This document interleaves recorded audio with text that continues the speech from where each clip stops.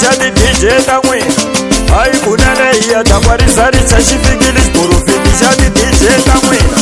hayi kunene hi ya dakwarisarisa u byela mani Hasani va ti fikela ka vona hayi kunene se ni khome basikwana u byela mani Hasani va ti fikela ka vona hayi kunene ni ya dakwa basikona swa mabyala yo ti endlela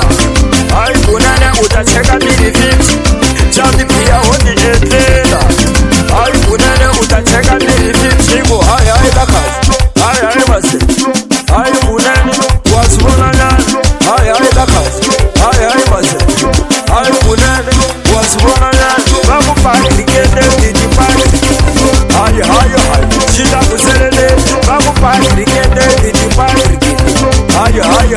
xi ta ku selele ti byela mfangani phela hi vona ku tika lomu tikikeni wa ntoloveli ti byela mfangani phela hi vona ku tika hayi dizeyi wa swi vona nyana lexi fike basikona xa ti-DJ ta n'wina hayi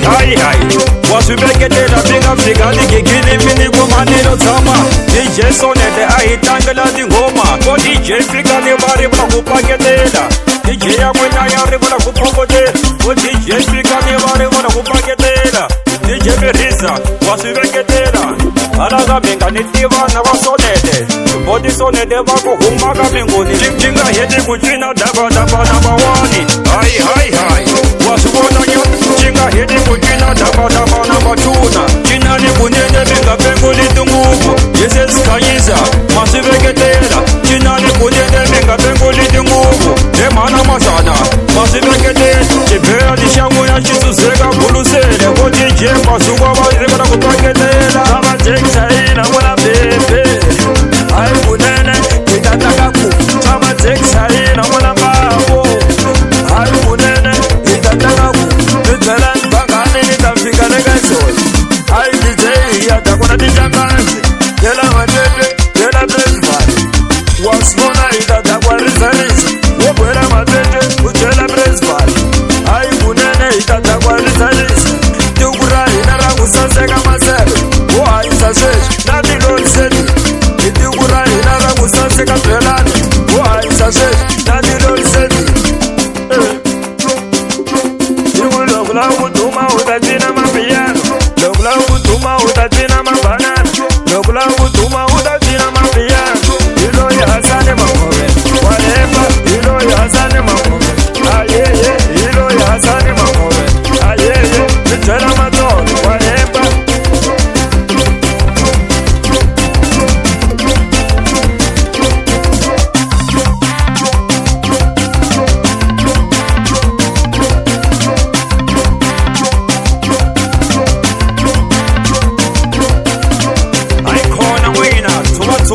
matimba ye mana mabona na papa mabona va holovela xidenda xa Ramaphosa ye mana mabona na papa mabona va holovela xidenda xa Ramaphosa loko va cheka xi va komba decline loko va cheka xi ku i still pending loko va cheka xi va komba decline loko va cheka xi ku i still pending hala ka mi khomi va ni kombele titiwo loko ni cheka va ni komba swingutwana ni chavile ngopfu va ku